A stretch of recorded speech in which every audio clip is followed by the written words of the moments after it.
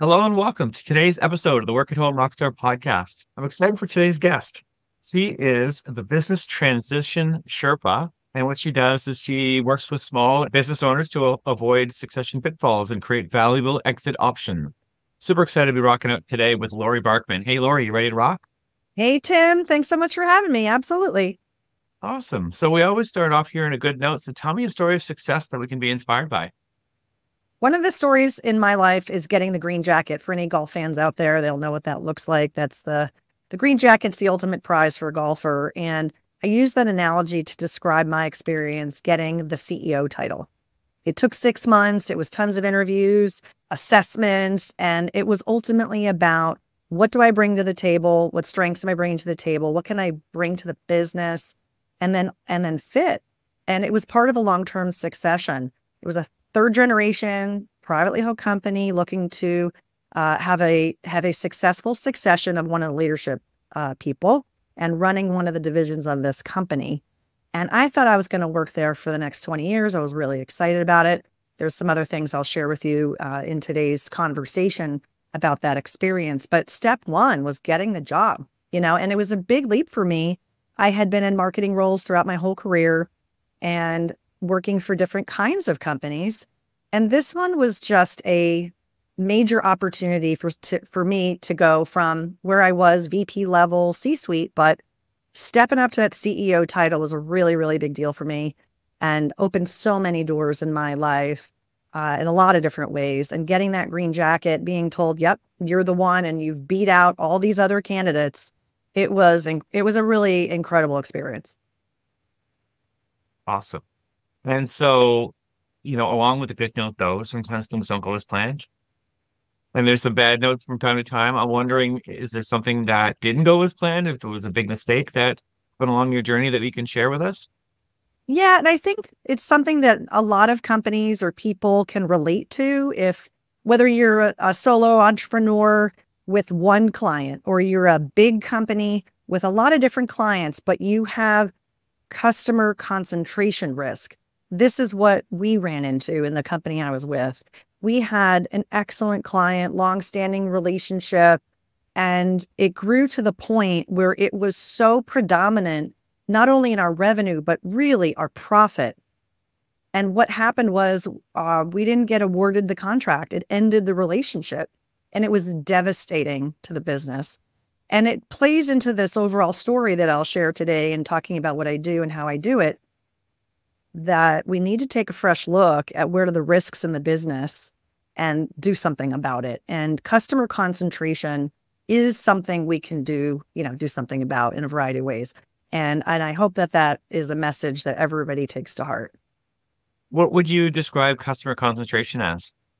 In general, I would say if a customer is more than 15% of your revenue, that is a little bit of a red circle, right? So 15 in and of itself isn't necessarily a problem, but also take a look at what percent of their profits they are and what would happen to your business if they went away. That's an indication of risk. So 15% is a threshold. Well, I'll talk to my clients about it and, we'll come up with ways to mitigate that risk. In the experience that I had, it was very, very high. It was almost 80%.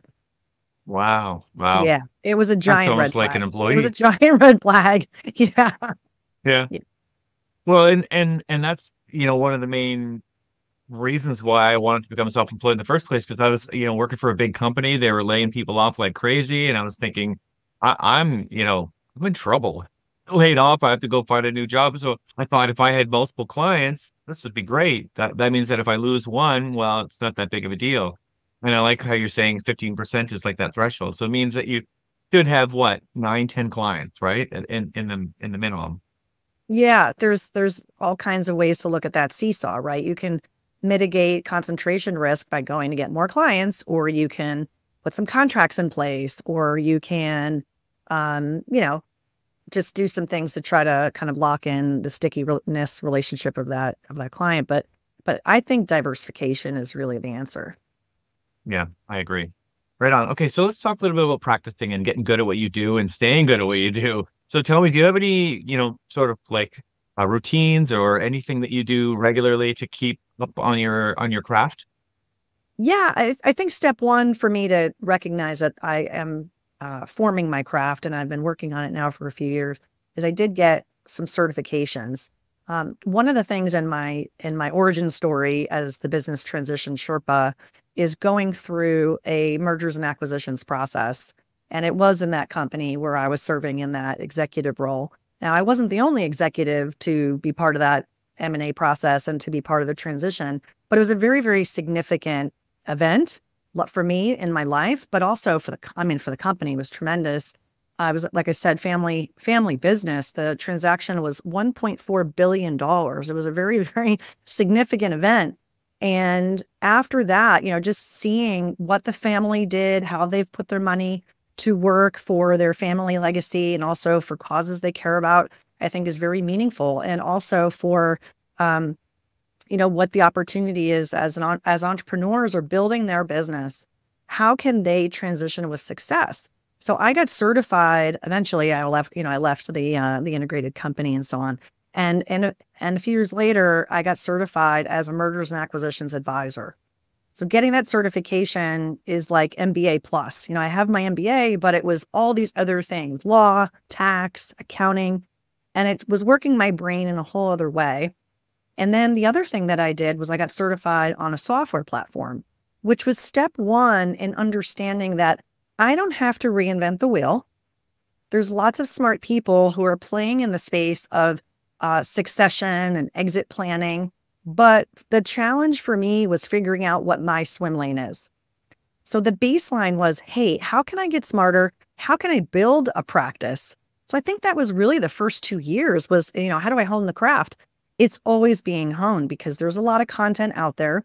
There's a lot of disciplines that support the practice of succession planning, exit planning.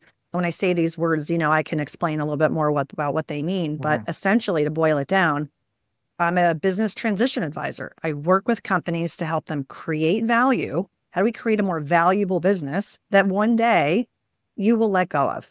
Because every business owner is going to leave their company one day. It's why I wrote this book, the Business Transition Handbook, because too many people kick the can, right? They kick the can down the road. They don't work on it.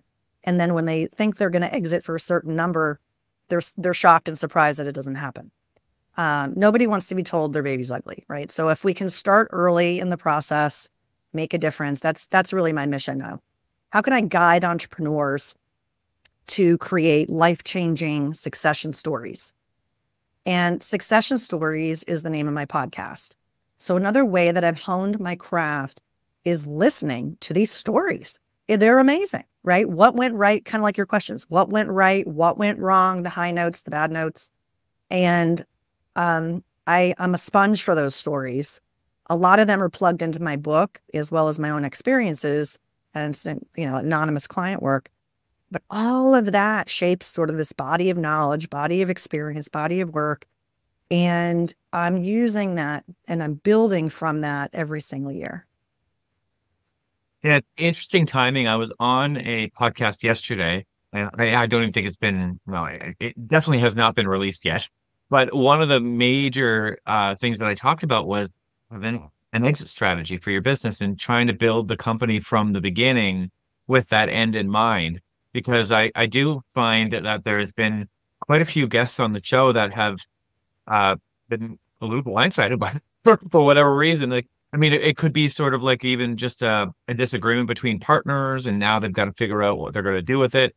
But I've always thought that it was quite clever to try to figure out, if I was building this from the start to sell it, what would I do differently, right? Than building it right from the start, just as my own baby and doing whatever I want. I think that you would probably put in place probably better standard operating procedures. You'd probably sort of build it in a way that it was really easy to hand off to somebody, which would probably make your business run more smoothly, wouldn't it? Yeah, it's like you read my book. Yes, absolutely. Everything you said, check, check, check, check. Absolutely.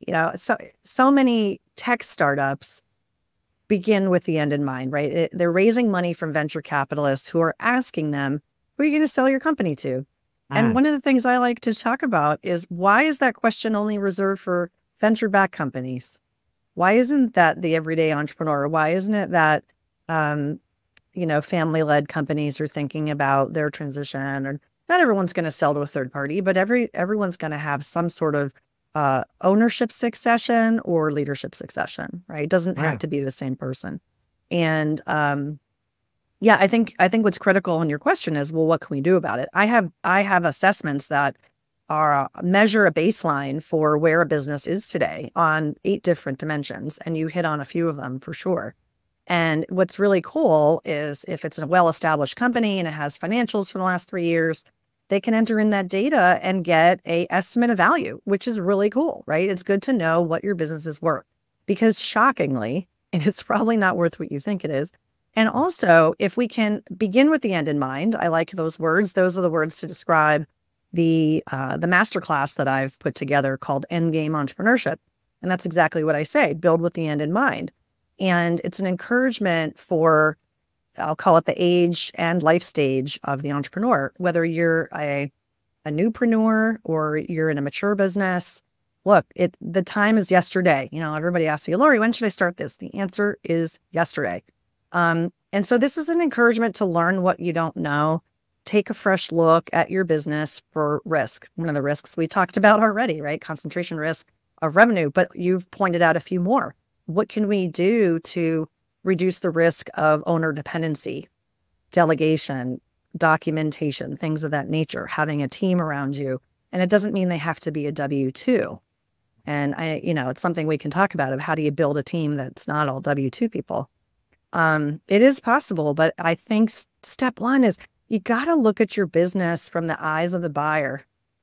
You got to have a different lens. We see everything with rosy glasses, like everything's fine. But then when someone like me comes along and says, well, what about this? What about that? And here's some data around it. It takes the subjectivity out, which I think is really valuable, because we can also do some modeling around, well, what could it be worth if we improved these 3 variables, including financial performance and other things. And Yeah. for digital businesses, there's all kinds of opportunity on the upside. So I'm not sure how many listeners have a digital business, but professional technical services, B2B, I mean, you name it, the process is there to recognize where the opportunities are and how to take action. Yeah. And I would think that maybe that, actually, I'll ask you, what do you think would be a drawback of, taking this kind of approach to building your business from the start? I don't think there is a drawback, because the reality is, it's just like any strategy. You can change your strategy. I Hmm. think it's very powerful. It gives you a different way to look at your business. Here's an innocent question, right? Are you a business owner or the owner of the business? And one of them is a little more arm's length than the other, if you can think about that, right? I own a business versus I'm a business owner. And owning a business is a little more arm's length. You might own several businesses. You might not be working in them and operating them day to day. There's a lot of people who want a lifestyle business, and that's great. There's nothing wrong with that. And the reality is those lifestyle businesses most likely won't transition to a new owner. Again, that's totally okay. But if you're thinking about building a company that someone else might want to own after you, why isn't it worth thinking about this opportunity and potential?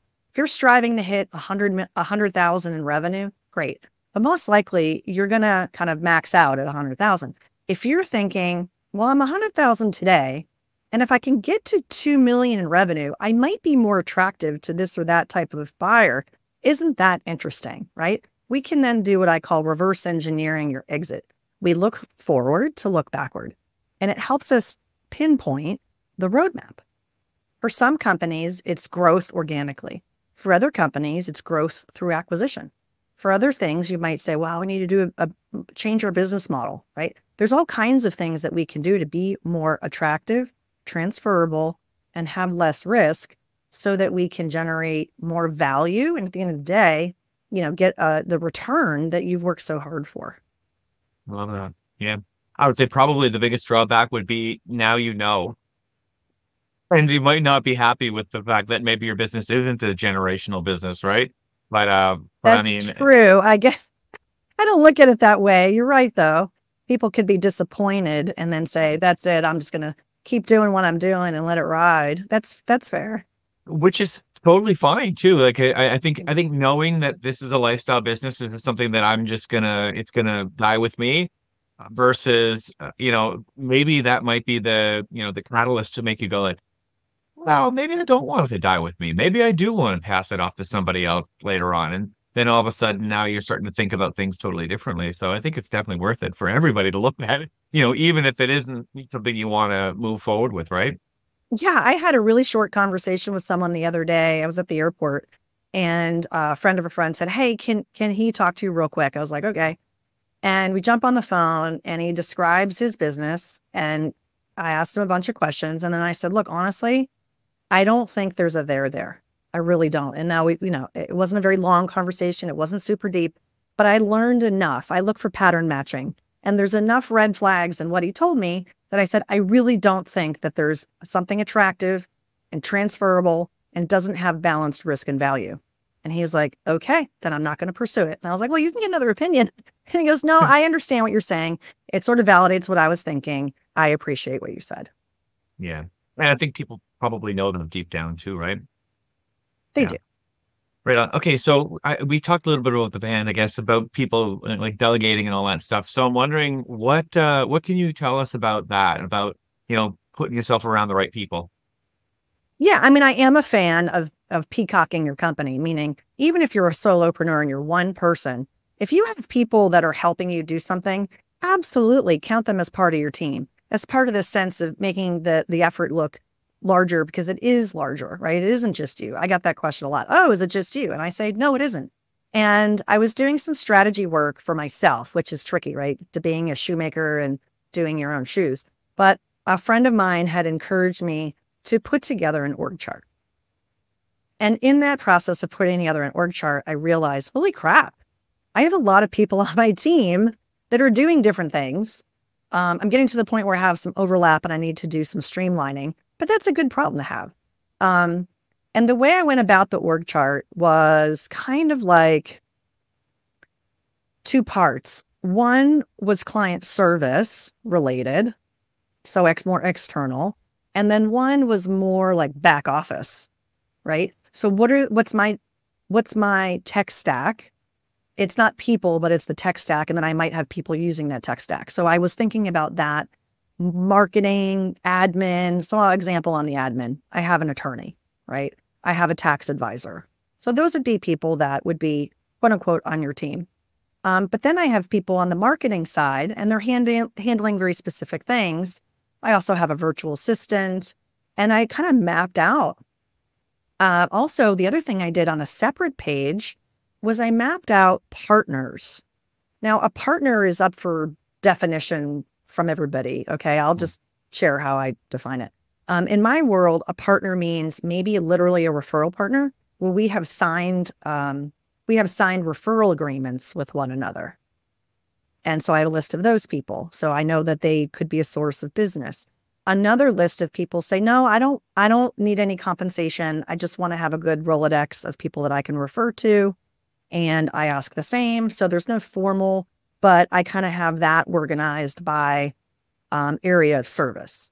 So for example, like M&A attorneys or M&A tax advisors or insurance brokers, right? Things that I do not do. We are not in each other's swim lane, but we're very complementary. And for an acronym, I call those COIs, centers of influence. So I have kind of that center of influence list and then other things. But together, it's a very interesting way to think about your team. Yeah, yeah, absolutely. I love it. I love that you've got all these partners that you've put into the right categories as well. And it is interesting that when you really take a step back, even if you're a solopreneur, you gotta have there is somebody in your team, right, that you're relying on for some stuff. Now, how do you go about finding these people? They varied. When I was just out of the gates as a newpreneur, I should share with you, when I finally opened my shingle, I was in my 50s. Okay. So I had 50 years of working in both startups and corporate enterprises and everything in between. And my vocation in those years, not the CEO years, I was obviously a P&L leader, but everything before that, in my career of 30 years or so, 25, whatever, was in marketing.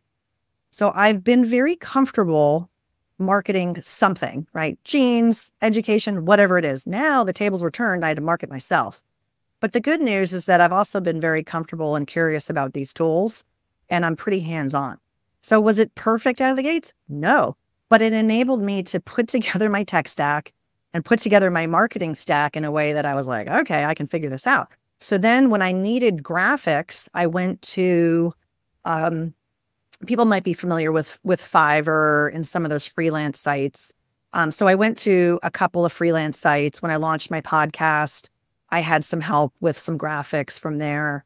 And also for sound engineering with my podcast, a wonderful sound engineer from these freelance networks. So that was sort of the getting started mode. Was I'd identified where I knew I didn't really have a skill set and I wanted some augmentation. And those were really easy. You just kind of create a little job description, and then you can, depending on the freelancer, you can interview them or whatever. And it's pretty low risk. So that was really, really helpful. So I think that's one way. Right on. Cool. Now, how about fans to your business? So, I mean, we live in a world now where, social media is huge. There's lots of ways that you can reach people, but how do you get them to really love you? I've tried to be as authentic as I can, and I've tried to provide value. There's no fee to listen to my show. It's an evergreen show. You can listen to any episode and get value. That's kind of the ethos that I have. It's not time-stamped. Even recording during COVID was tricky because I didn't want it to be like all shows from the past that nobody would ever listen to again. And so for me, it's kind of this philosophy that I'm going to put good in the world and that good will come back. The caveat to that is I have been fairly realistic on timing. I knew it wasn't going to necessarily be immediate. I think it's taken a good 3 years for that to happen. And the goodness is starting to really roll in a way that I'm so excited about, whether it's from people that want to help me grow my business and take it to the next level. I'm essentially building a content platform. So when I think about marketing, I have to encourage myself to also think about sales because I'm just naturally tending to do the marketing side, and I have to get better at the sales side. But I think the authenticity is one part of your question. How do people want to work with me? And building trust. I'm talking about something that could be millions and millions of dollars for them in an exit. It's a significant transaction, and it's probably the only one they're going to do in their life. And it's highly emotional, right? To let go of, quote unquote, your baby. So my appreciation is sort of this IQ and the EQ, and the topics that I talk about and share and educate around. It's not just like the Laurie show. I barely do solo casts. I probably should do more. But that's a big reason why I wrote the book, is I'm trying to get this knowledge into people's hands and broaden it. Can I reach 1 million people? Can I help 1 million business owners create intergenerational, value? This is sort of lofty mission. And the book is one way, the podcast, and I'm launching a course I mentioned a few moments ago. And I think that that's another way that people can interact with the content, make it their own, and then maybe want to work with me and my expanding team of advisors and maybe M&A even, but they want to sell their business. And so it's this combination of trust, credibility, and value, and doing it in a way where I'm trying to meet them where they are. Yeah. Isn't it like such a crazy world we live in now where we can sort of even compete with the big boys, right? In terms of putting content out there. I like that you mentioned the realistic side of it, though, because it does take time to build that, right? It's not like, I'm just putting out a podcast and expecting that it's going to generate sales in the next month or so. Like it really does take quite a bit of time for it to really catch on, right? It does. And I'm not usually a patient person, but I think one of the key things I've learned along the way being an entrepreneur is to be more patient. I'm very impatient when I have an idea, like I want to implement it right away. But in the big picture of what I'm trying to do, I was using the example earlier, like if you think your business is here and you want to be here, I've been challenging myself to think bigger. And that's new for me. I was sort of thinking this is a lifestyle thing. And now when I tell people about what I'm working on, and I say people, I'll say strategic consultants. When I talk to friends and colleagues that are strategic consultants, not in my space, but appreciative of what I'm trying to do, they're like, oh my God, Laurie, you are onto something huge. This could be huge. And they're trying to help me think about, well, what could this be? So I won't go into any detail right now, but I'll just say, like, am I creating a scalable content platform? And I think I am. And that's like very, very exciting. So that's awesome. I love it. And I mean, I think that we learn in sales that people do business with people that they know, like, and trust, right? And in the past, you had to take out, TV ads, or you had to know people who know people and get introduced directly. But now, like you say, you can become somebody that people know, like, and trust just by putting out that regular content and being consistent with it, right? Yeah, Yeah, absolutely. that's awesome. Right on. So it's time for your guest solo. So tell me what's exciting in your business. I'm super excited about this course. I've been working on it for the last 6 months. And a little fun fact, my daughter was working on it with me. She had graduated from college and had about 6 months of time before she started her new job. And it was really cool to work with her. And I'm also working with others on the team as we talk about the team. So anyway, it's a team effort. But this course is called Game Entrepreneurship, and it's a masterclass. There's 3 core courses to it that really builds off the book. And I'm just so proud of it because I tested course 1 with a few people just to kind of eat my own dog food, do a beta test. And they said, absolutely, there's value here. And that was just course 1. There's tools, there's interactive tools. So you can read the book and get a lot of these concepts, but then you got to figure out the tools on your own. Here, I'm literally giving you the tools as well. And the encouragement to keep going, right? The accountability comes next, which is something that I'm envisioning with the community of people who have taken the course, which is the Endgame Entrepreneurship Mastermind.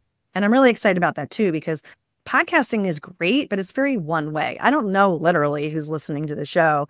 And this is a potential to kind of bring it all together, right? If people learned about the course from online, from the show, or however, and then we can add value to each other. So this is a really big opportunity also for me in catapulting what I do from a one-to-one to a one-to-many, and from a services perspective, meaning I look at my return on time, right? I don't charge by the hour. It's kind of a value-based, thing of what I do, selling businesses and so on, right? It's success-oriented. So there's a lot of potential there, but there's also the times when the business doesn't sell, right? So it's kind of be feast or famine. This, however, if I can take this idea and say, I've got a recurring revenue business, or I've got a content monetization model, isn't that interesting, right? And that I can be earning money while I'm sleeping. And that premise is super exciting, and it's going to be hard, and I got to figure it out. But that's what I'm, to your question about what am I excited about? I'm excited about this new, interesting entrepreneurial potential. I am my own startup again. Awesome. You get to do it with a little bit more experience under your belt, right? Yeah. Yeah, absolutely. That's amazing. So tell me, what is a Sherpa?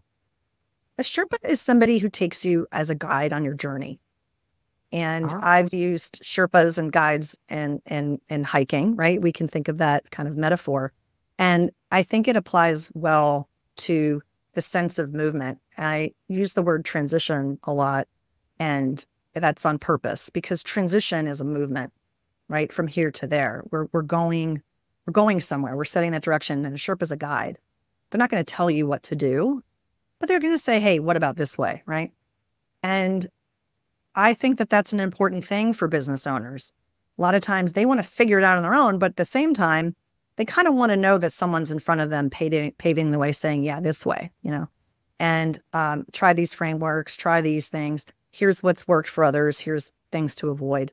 And that was the premise of the book, right? The Business Transition Handbook, how to create valuable exit options, how to avoid succession pitfalls. Lots of people have been through this process, and lots of people have stepped on landmines. So my role as a Sherpa is to try to help you avoid some of those landmines and help you ultimately be happy in your exit and not have exit regrets. Yeah. And, there's so many different types of courses and materials that you can learn from out there. Really, one of the things that is missing from a lot of it is that guide and is that sort of community. You mentioned that you've got some accountability going on there because, I don't know how many times I've downloaded a course and just didn't get to it. So having somebody sort of guide you through it, because oftentimes it's not the same thing to read something and then to apply it. Every situation is somewhat different. So you might need a little bit of that guidance of going, okay, this is how you apply this particular thing to your situation, right? Right. I That's agree awesome. with that. So how do we find out more about you then? Well, there's a little shortcut. Have you ever heard of Linktree? Yes. Yeah. So I have a Linktree, which, I can spell it out, but basically you type in Linktree, / Business Transition Sherpa. So that's one shortcut. You can get all my goodies. Some of the links on there include my website, of course, which is the businesstransitionsherpa.com. So if you want to jump right there, that's awesome. If you do go to my site, I've got a couple of things for you that are complimentary. One is you can download a free ebook from my website of my book. And it's a gift for listeners. I thank you. I appreciate you listening. And you can go ahead and download that. You can, of course, join the newsletter. But the other thing I want to come back to is that assessment. If you're listening and your business is, I would say, over 2 million in revenue, this assessment might be interesting for you. If you're $1 million in revenue, okay. If you're under $1 million, that's okay too. But again, I think it's something to use on your journey and try to understand what some of these dynamics are as you grow. So some of those tools are there, and the course information is also there. So those are some goodies for people. I love free stuff. Yeah. Awesome. Yeah. Or you can get my book on Amazon. It's available there too. Okay, cool. Right. Yes, and we should. What's the name of your book? The Business Transition Handbook. Awesome. And for those watching on YouTube, you can see that right behind her. Yes, you can. Awesome. Well, thank you so much, Laurie, for rocking out with me today. This has been a lot of fun. Hey, thanks, Tim. Thanks for having me on. Awesome. To the listeners, make sure you subscribe, rate, and comment, and we'll see you next time on the Work at Home Rockstar podcast.